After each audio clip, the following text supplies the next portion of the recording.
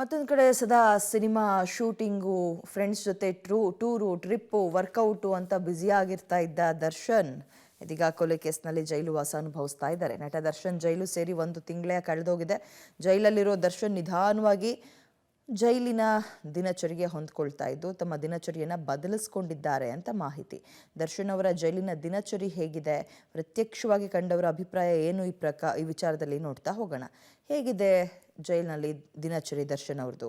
ಪರಪ್ಪನ ಅಗ್ರಹಾರ ಜೈಲಿನಲ್ಲಿ ನಟ ದರ್ಶನ್ ಇದ್ದಾರೆ. ಅವರಿಗೆ ವಿಶೇಷವಾದಂತಹ ಫೆಸಿಲಿಟೀಸ್ ಏನಿಲ್ಲ. ಚಾಪೆ ಹಾಸಿಗೆ, ಕಂಬಳಿಯೇ ಹೊದಿಕೆ ಇದೆ. ಪ್ರತಿದಿನ ಬೆಳಗ್ಗೆ ಮತ್ತು ಸಂಜೆ ಅರ್ಧ ಗಂಟೆ ಧ್ಯಾನದ ಮೊರೆ ಹೋಗ್ತಾ ಇದ್ದಾರಂತೆ. ಬೆಳಗ್ಗೆ 6ರಿಂದ 7 ಗಂಟೆ ತನಕ ಒಂದು ವಾಕ್ ಮಾಡ್ತಾರೆ ಅಲ್ಲೇ ಇರೋ ಗ್ರೌಂಡ್ನಲ್ಲಿ. ತಿಂಡಿ ಆದಮೇಲೆ ಪುಸ್ತಕಗಳ ಮೊರೆ ಹೋಗ್ತಾ ಇದ್ದಾರೆ. 16 ಪುಸ್ತಕವನ್ನು ಇಟ್ಕೊಂಡಿದ್ದಾರಂತೆ. ಎಲ್ಲವೂ ಕೂಡ ಆಧ್ಯಾತ್ಮದ ಪುಸ್ತಕಗಳೇ ಅನ್ನೋದು ಮತ್ತೊಂದು ರೀತಿಯ ವಿಶೇಷ.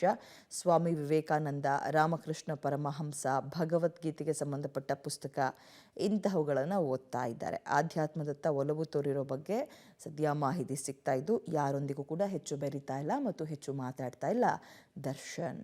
ಇದಿಷ್ಟು ಜೈಲಲ್ಲಿರುವ ದರ್ಶನ್ ಅವರ ದಿನಚರಿ ಹೇಗಿದೆ ಅನ್ನೋದಕ್ಕೆ ಸಂಬಂಧಪಟ್ಟಂತೆ ವಿಚಾರಗಳಾದ್ರೆ, ಮಗದೊಂದು ಕಡೆ ರೇಣುಕಾ ಸ್ವಾಮಿ ಕೊಲೆ ನಡೆದಿದ್ದರ ಬಗ್ಗೆ ತನಿಖೆ ಎಲ್ಲಿ ತನಕ ಬಂತು ನೋಡ್ತಾ ಹೋಗೋಣ. ಕೊಲೆಯಾದ ರೇಣುಕಾ ಸ್ವಾಮಿ ಕಿಡ್ನಾಪ್ ಮಾಡಿ ಬೆಂಗಳೂರಿಗೆ ಕರೆತರುವ ಮಾರ್ಗದ ನಡುವೆ ತುಮಕೂರು ಬಾರ್ನಲ್ಲಿ ಎಣ್ಣೆ ಖರೀದಿಸಿದ್ದಾರೆ. ಎಣ್ಣೆ ಕುಡಿದ ಅಮಲು ಹೆಚ್ಚಾಗ್ತಾ ಇದ್ದಂತೆ ಗ್ಯಾಂಗ್ ನಟ ದರ್ಶನ್ ಸೂಚನೆಯಂತೆ ಅಂದರೆ ರೇಣುಕಾ ಸ್ವಾಮಿ ಮೇಲೆ ಹಲ್ಲೆ ಮಾಡಿರೋದು ಕೂಡ ತನಿಖೆ ವೇಳೆ ಬೆಳಕಿಗೆ ಬಂದಿದೆ. ಆರೋಪಿ ರಾಘವೇಂದ್ರ ಅಂಡ್ ಗ್ಯಾಂಗ್ ನಟ ದರ್ಶನ್ ಸೂಚನೆಯಂತೆ ರೇಣುಕಾ ಸ್ವಾಮಿಯನ್ನ ಚಿತ್ರದುರ್ಗದಲ್ಲಿ ಪತ್ತೆ ಮಾಡಿದ್ರು.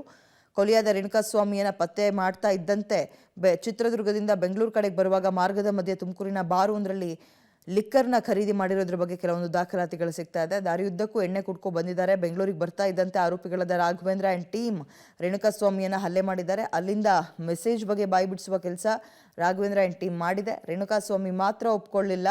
ಆಗ ವಿನಯ್ ಸೂಚನೆಯಂತೆ ಶೆಡ್ಡಿ ಕರ್ಕೊಂಡೋಗಿ ಸರಿಯಾಗಿ ಹೊಡೆದಿದ್ದಾರೆ. ಹಾಗಾದರೆ ಎಣ್ಣೆ ನಶೆ ಇರ್ತಾ ಇದ್ದಂತೆ ಏನೆಲ್ಲ ಆಯಿತು ನೋಡ್ತಾ ಹೋಗೋಣ. ಚಿತ್ರದುರ್ಗದಿಂದ ರೇಣುಕಾ ಸ್ವಾಮಿಯ ಕಿಡ್ನ್ಯಾಪ್ ಮಾಡ್ಕೊಬಂದರು. ದರ್ಶನ್ ಸೂಚನೆಯಂತೆ ರೇಣುಕಾ ಸ್ವಾಮಿಯನ್ನು ಕೋಟೆನಾಡಿನಿಂದ ಬೆಂಗಳೂರು ಕಡೆಗೆ ಕರ್ಕೊಬಂದರು. ಯಾರು? ರಾಘವೇಂದ್ರ ಆ್ಯಂಡ್ ಎ ಟೀಮ್ ಅಥವಾ Raghavendra and a gang Renuka ಸ್ವಾಮಿಯನ್ನು ಕಿಡ್ನ್ಯಾಪ್ ಮಾಡಿದ್ರು. ತುಮಕೂರಿನ ಬಾರ್ ಒಂದರಲ್ಲಿ ಆನ್ ದ ವೇ ತುಮಕೂರಿನ ಬಾರ್ ಒಂದರಲ್ಲಿ ಎಣ್ಣೆ ಖರೀದಿ ಮಾಡಿದ್ದಾರೆ.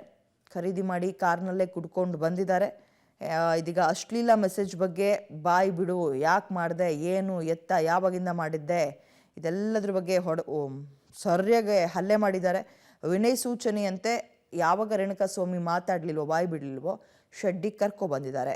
ಬಾರ್ನಲ್ಲೇ ಎಣ್ಣೆ ಖರೀದಿಯ ದಾಖಲೆಗಳು ಪೊಲೀಸರು ಮಾಹಿತಿಯನ್ನು ಕಲೆ ಹಾಕ್ತಾ ಇದ್ದಾರೆ. ಪೊಲೀಸ್ ತನಿಖೆ ವೇಳೆ ಎಲ್ಲ ಮಾಹಿತಿ ಬಹಿರಂಗ ಆಗಿದೆ.